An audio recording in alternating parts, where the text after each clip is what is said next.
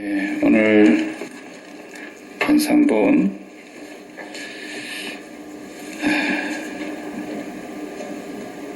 옛사람에게 말한 바 하는 말이 전부 모세를 두고 한 말이죠.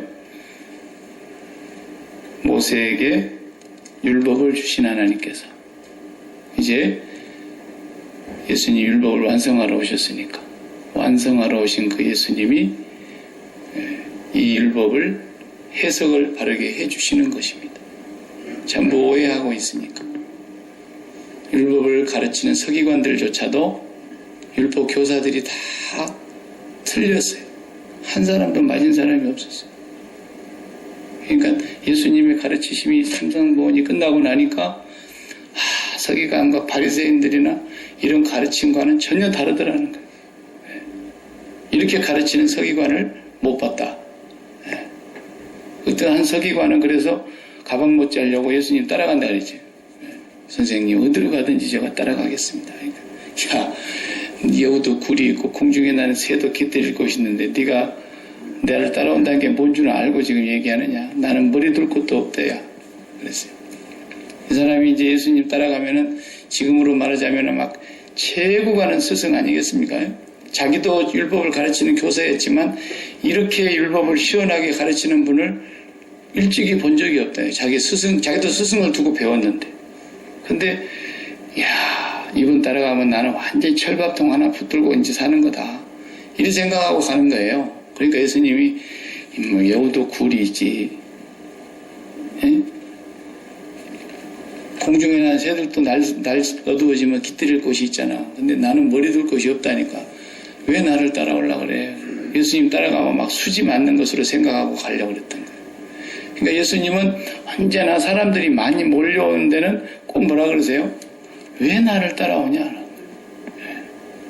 아무든지 나를 따라오려거든 자기를 부인하고 자기 십자가를 지고 나를 좇을 것이고 누구든지 내 부친이나 아비나 어미나 형제나 자매나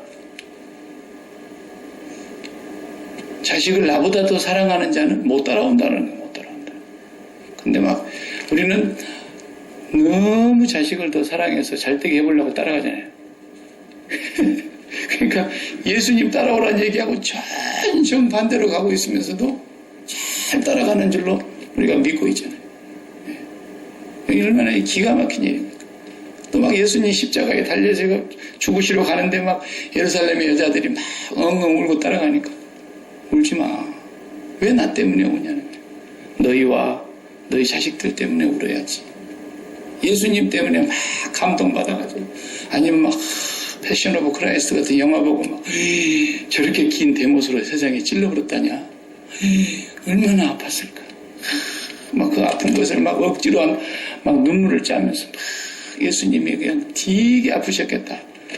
거기에 막 가슴이 치리리리하고 그런 게 은혜 받는 건 줄로 생각하는 거예요. 복음이 뭔지를 모르니까. 예수님 하도 기가 막히니까 울지 마. 니들 보고 울어. 네 자식 보고 울어. 날 보고 울 일이 아니야 지금. 십자가 쳐다보고 막 예수님 막 찬인하게 막 죽은 모습을 보고 슬퍼서 운다. 그런 것은 신앙도 아니고 뭣도 아니고 아무것도 아니에요. 기독교를 몰라도 한참 모르니까 그런 것이 막 감동받는 것이고 은혜 받는 것인 줄 생각을 하는 거죠, 사람들이. 그래서 이제 우리가 온 지가 한 7년 됐는데 내년부터서는 내년 제목을 제가 표를 아직 당회하고도 얘기는 안 했는데 말씀 위에 든든히 세워지는 교회라 그랬어요. 내년에.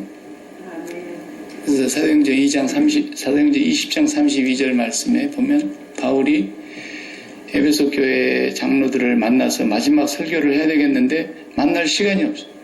거기까지 들어갈 여건이 안 되는 거예요. 예루살렘에 올라가야 되는 거예요.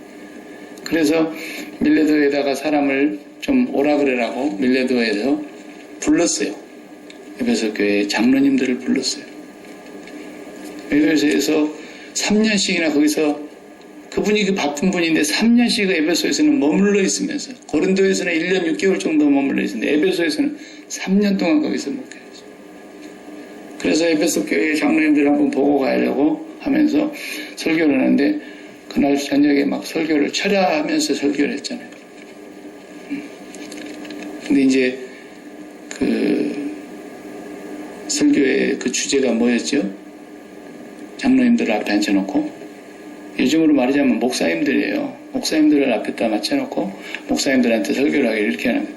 여러분 목사님들, 참 주님께서 피로 값주고 사신 이 교회를 잘 부탁합니다. 이래야 되잖아요. 근데 그런 말을 한마디 안 하고 내가 주님과 그 은혜의 말씀에 여러 목사님들을 부탁하고 갑니다. 이러고 가는 거예요. 네? 목사한테 교회를 부탁한 게 아니고 주님과 그 은혜의 말씀에 여러분을 부탁합니다. 그랬어요. 거꾸로잖아요. 거꾸로. 네? 거꾸로. 주님과 그 은혜의 말씀께 부탁하노니. 교회는 목사가 그냥 뭐 하는 거냐면 목사가 이렇게 손가락질 하는 거예요. 이쪽으로 가야 됩니다. 요 정도 하는 게 목사예요. 근데 그 손가락질 하는 걸 잘 해야 되는 거죠. 어디로 가라는 거야? 이게 지붕으로 올라가라는 거야. 어디로 가라는 거야? 애매하게 이 손가락질 하는 거.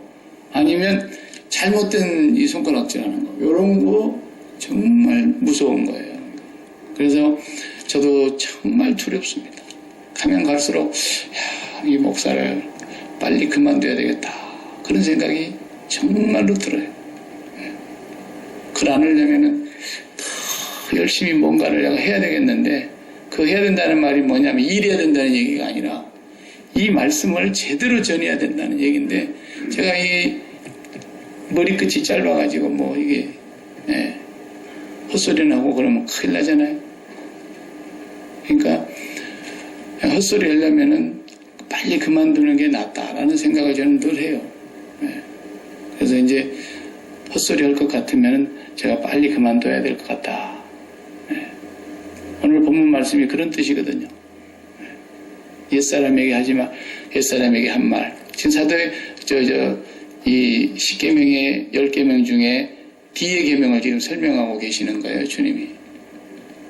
10계명 보면은 그냥 앞에는 설명이 자자한데 뒤에는 설명이 없어요. 살인하지 말지니라, 간음하지 말지니라, 도적질하지 말지니라, 거짓 증거하지 말지니라, 이렇게 딱딱딱 한 문장으로 가는데 오늘 본문 말씀이 거짓 증거하지 말고 도적질하지 말라 그런 뜻이에요.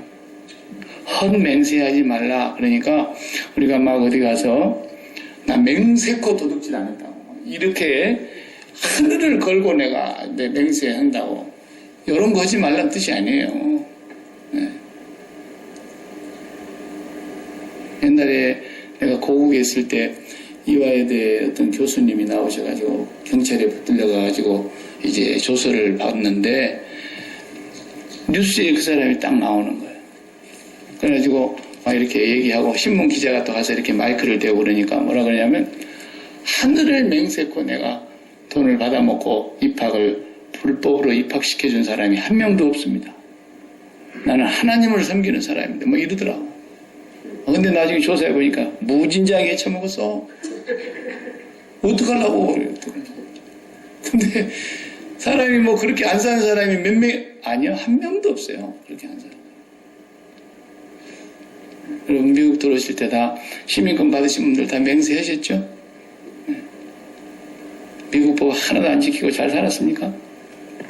어떡하려고 그렇게 맹세를 크게 했어요? 결혼하신 분들 다 맹세하고 이렇게 했잖아요. 성경에 손 얹고 더구나. 대통령이 취임식 때 성경에 손 얹고 맹세하잖아요. 근데 대통령이 제일 거짓말 많이 하잖아요. 왜? 표정 관리를 해야 되니까. 국민들한테 다 사실대로 얘기하면 어떡합니까? 다 거짓말로 적당하게만 알게 해주고 결정적인 건 다 숨기고 있고. 그러놓고도 다 이렇게 맹세한다고 성경에다 손 얹고 맹세. 우리 대한민국에 사는 사람들도 국기에 대한 맹세까지 했습니다. 옛날에. 나는 자랑스러운 태극기 앞에 조국과 민족의 무궁한 뭐를 위하여 충성을 다할 것을 굳게 그러니까 그런 맹세하지 말라는 뜻이 아니에요. 지금 이 십계명을 다시 재해석하고 계시는 거예요. 옛사람 모세에게 주신 이 말씀들을 도적질하지 말라, 거짓 증거하지 말라라는 말이 오늘 헛맹세하지 말라 그 말인데, 이 말을 깊이 풀어보면은, 여러분은 뭐 신학교 수업 시간이 아니니까 제가 그걸 다 말할 필요는 없지만, 이 말씀을 깊이 풀어보면은 거짓 증거하지 말라는 말이에요. 헛소리 하지 말라는 거예요. 헛소리 하지 말라는 거예요. 하나님 앞에서 헛소리 하지 마라. 공갈치지 마라. 그런 얘기예요. 네. 결혼서에 서약해놓고 우리가 얼마나 많이 공갈치고 살았습니까? 네. 검은 머리 팥불이 될 때까지만 어쩌고저쩌고. 그때는 제정신이 아니라서 그냥 맹세하고 이렇게 했지만, 서약하고 그랬지만, 잘 생각해보고 했어야 되는데. 맨날, 그러면 우리 얼마나 죄를 많이 짓고 사는데, 맨날 가서 또 맹세하고 서약하고 또 데클러레이션 많이 했잖아요. 우리가 문서에다가 마지막 사인 크고. 그런 거 하지 말았어야 돼요. 네, 다 지켰습니까? 못했잖아요. 그러니까 그런 얘기가 아니고, 지금 예수님께서 진짜 율법의 완성자께서 오셔가지고 이 율법을 엉터리로 가르치는 얘들, 바리새인들, 요 서기관들 공갈치지 마라 하는 말씀을 지금 하시는 거예요. 공갈치지 마라. 하나님 말씀 헛소리 하지 마라. 그것이 얼마나 무서운 거냐는 거예요. 그렇게 열심히 가르쳤고 그렇게 열심히 선포했고 했는데 한 사람도 지들이 구원 못 받잖아요. 그런데 산 넘고 물 건너 바다 건너 한 사람을 겨우 찾아갖고 오면 지들도 저주받아 놓고 걔들을 배나 지옥 자식을 만들어 버립니다. 그런다 그랬잖아요. 왜? 거짓 증거하니까. 맨날 헛소리 하니까. 그래서 이 말씀을 우리가 보면서 매일매일 우리가 뭐 3가지 거짓말을 하고 사는데, 장사하시는 분, 나 이거 이렇게 하면 나 미쳐서 안 돼. 나 손해보고 못 팔아. 이것도 거짓말이라고 그랬고, 처녀가 시집 안 간다는 말도 거짓말이라고 그랬고, 노인 죽고 잡단 말도 거짓말이라고 그랬는데, 우리가 그냥 입만 열면 그냥 헛소리를 얼마나 많이 하는데, 그런 거 얘기를 하시려고 하는 것이 아니고, 정말로 하나님의 말씀, 진리, 그것이 아니면 말을 하지 말라는 거예요. 예. 옳다, 옳다. 예, 아니면 아니요, 아니요. 분명하게 하라는 것이죠. 그래서 이제 내년에는 조금 더 제가 말씀을 강도와 조금 더 깊이 전해보려고 그래요. 예. 지금까지는 그냥 설렁설렁 전했어요. 다 도망가 볼까 봐서. 그러니까 이제 너무 교인이 많으니까 알곡만 추려되잖아요. 예. 알곡만 막 추려가지고 진짜만 하면 얼마나 좋겠어요. 예. 어설프게 알곡도 안 되는데 그냥 괜히 그냥 교인 늘려보려고 쓰든지 그냥 끌어다가 앉혀놓고 그냥 그걸 머릿수를 헤아리면서 우리는 몇 명 모여. 하여튼 빌어먹을 짓거리를 그렇게 많이 하고 앉아있는 거예요. 누가? 목사들이. 우리는 그런 것은 전혀 관심을 가지면 안 돼요. 이제부터서라도. 그건 아버지가 관심을 가지시는 부분이에요. 왜? 아버지는 누가 양이고 누가 가라지인지 다 아니까. 아, 오늘 또 가라지가 판을 치는구나 이러실 수도 있고, 오, 정말로 잃어버린 양 하나가 왔구나. 하늘의 천사들이 기뻐가지고 99사람보다도 그 한 사람을 그렇게 기뻐한다 그랬잖아요. 그 말이 무슨 말인지 아십니까? 그러니까 우리 교회 다 처음에 제가 부임했을 때 그냥 기존 교인들인데 제가 전부 다 새가족이라 그러고 새신자 같이 생각하고 새가족 모임을 했었잖아요. 6주 동안에. 예. 안 받으신 분들은 아직 우리 교인이 아니에요. 그만큼 제가 그걸 중요시 여긴다는 뜻이거든요. 예. 그것이 이해가 안 되면 앞으로 제가 설교하면 더 이해가 안 되는 거예요. 계속 이해가 안 되는 거예요. 제일 중요한 것은 기본이 바르게 돼야 됩니다. 기본이. 죄가 뭔지부터서 바르게 알아야 되고요. 진리의 성령이 오시면 제일 먼저 뭐 하신다 그러세요? 죄에 대하여, 의에 대하여, 심판에 대하여 세상을 책망하시고 온다 그랬어요. 성령이 오시면 제일 먼저 죄가 무엇인지가 알아지는 거예요.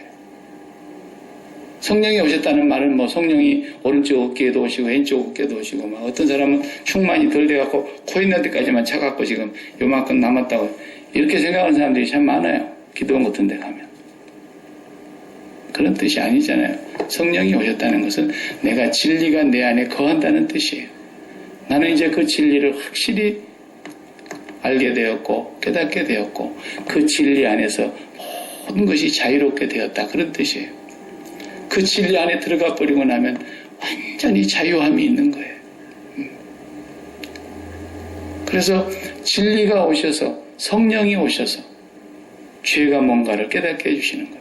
죄가 뭐냐? 그러니까 사람들이 죄 짓는 것을 그냥 어디 밖에 가가지고 우리 장로님들 그로소리 같은 데 하면 이상한 놈들이 와가지고 그냥 막 몇 개씩 말도 않고 집어가고 도둑질하고 또 마약 먹고 못된 짓 하고 이런 것이 죄인 줄로 생각을 하는데 성경에서 말하는 것은 그것을 죄라고 그러지는 않습니다. 그것은 뭐냐면 사람이 태어나면 응애 하고 태어나면 이제 우리 이건희 선교사님 애 낳으려고 오늘내 그런 날짜가 지금 한 이틀 지났는데 아직도 안 나왔대요. 나보고 기도해달라고 오늘 아침에 연락이 왔더라고. 그 이건희 선교사님 애를 딱 낳았다 그럽시다. 그 애가 딱 나면 이게 뭐예요? 죄덩어리예요. 그걸 아셔야 돼요. 천사같이 이쁜 애가 하나 나왔잖아요. 막 기뻐가고 할렐루야 그러고 막 감사합니다. 근데 죄덩어리가 하나 이 세상에 나온 거예요, 지금. 죄덩어리가. 그래요, 안 그래요? 성경이 그렇다 그래요, 안 그렇다 그래요? 죄덩어리가 나온 거예요, 이게. 물론 하나님의 형상이 있었죠. 그렇지만 죄덩어리라고요.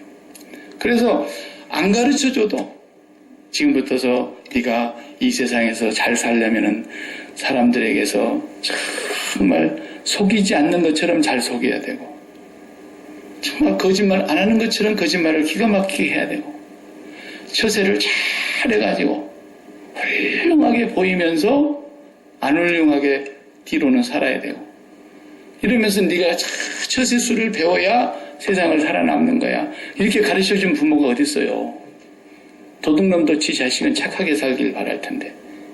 그러니까 아무도 안 가르쳐줘도 잘못을 하면은 엄마가 눈동자를 조금 크게 뜨고 인상이 일그러지면 사실대로 말하면 맞겠구나.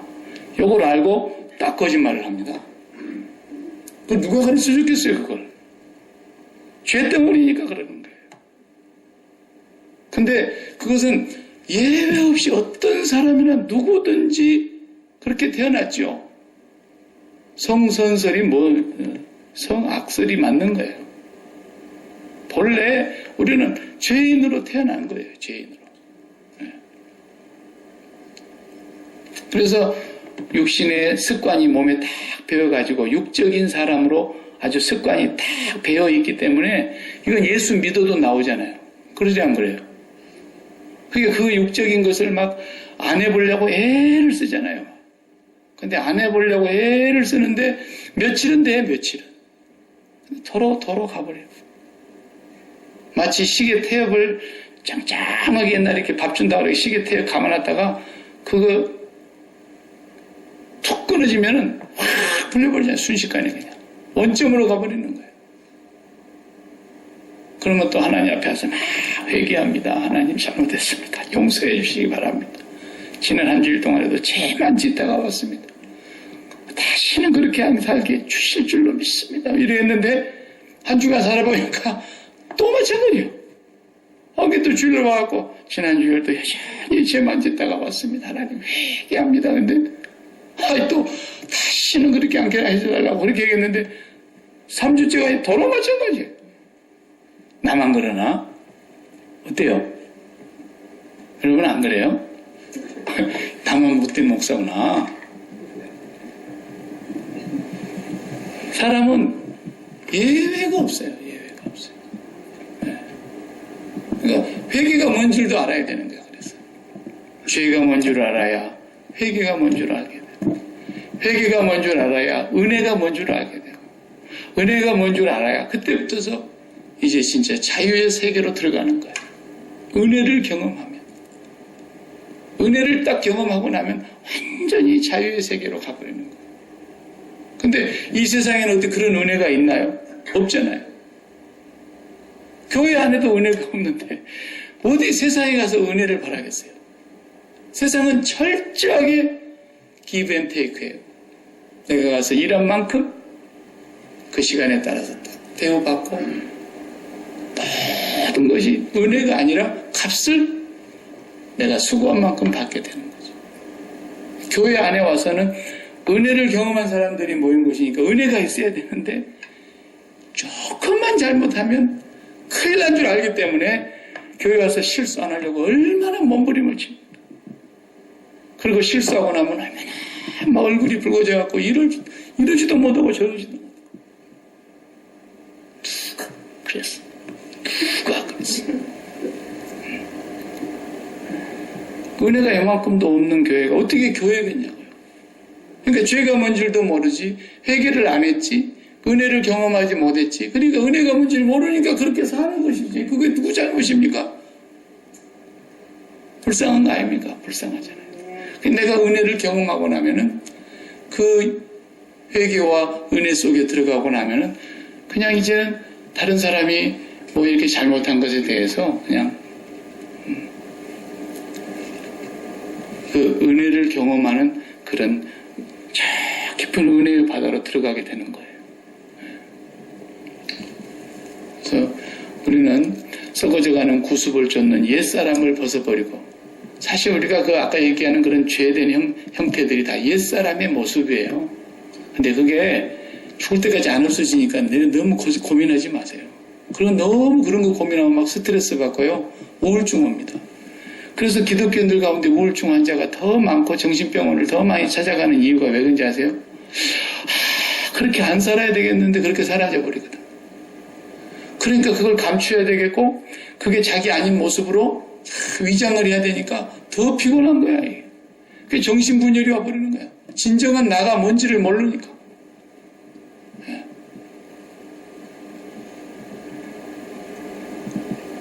세리들이나 죄인들이나 맘 놓고 죄 지어버린 사람들 정신병자 있다 그럽니까? 없어요. 오히려 그런 사람들 정신병도 안 와요. 나는 내놓고 죄 지어버리는데 뭐. 세상 사람들이 다 나를 더러운 인간으로 다 알고 있는데 뭐. 근데 우리는 깨끗하게 살아야 되는데, 예수님 닮아가야 되는데, 이랬는데 안 닮아지니까 미치겠는 거 아닙니까? 그게 닮아진 것처럼 표정 관리하면서 살아야 되겠는데 이게 정신분열이 오는 거예요. 스트레스가 많은 거예요. 은혜가 없는 거예요. 은혜를 경험하지 못했기 때문에 계속 자신을 위장할 수밖에 없는 거예요. 그런데 그런 사람들은 뜯다가 대놓고 계속 뭐라 그래요? 예수님 닮아야 돼. 성화돼야 돼. 막 이렇게 설교를 해대면 그 말을 들을 때 맞아. 그래야지. 그런데 나가서 살아보면 설교원 지붙어서 그렇게 못 살아요. 다 지 스스로를 속이고 있는 거예요. 공갈치는 거예요. 지가 안 되는 걸 왜 남한테 갖다 짊어지웁니까? 이것이 바로 거짓 증거하고 있는 것들이고, 네. 하나님을 도적질하고 있는 거예요. 하나님 도적질한다는 말이 말라기 3장에 나오잖아요. 하나님을 도적질하지 말라 그랬어요. 거기. 성경에는 하나님의 것을 도적질하지 말라 그랬지. 하나님의 것이라고 소유격이 아니에요. 목적격으로 써져 있어요. 하나님을 도둑질하지 말라 그랬어요. 그러니까 그 말이 의미가 완전히 다른 거예요. 11조 떼먹지 마라 그런 얘기가 아닌데 전부 그걸 여기서 주워 들어가지고 11조 떼먹지 마라 이렇게만 하는데 설교 본문이 그렇게 궁색하니까 11조 설교는 해야 되겠는데 거길 갔다가 사람 잡잖아요. 그러니까 전부 거짓 맹세하고 있는 거예요. 그런 것들이 다. 근데 믿음의 수준이 얼마 안 된 사람들한테는 그런 설교를 막 사실대로 하면은 이 11조 안 해도 되는구나. 그러고 교회가 예산이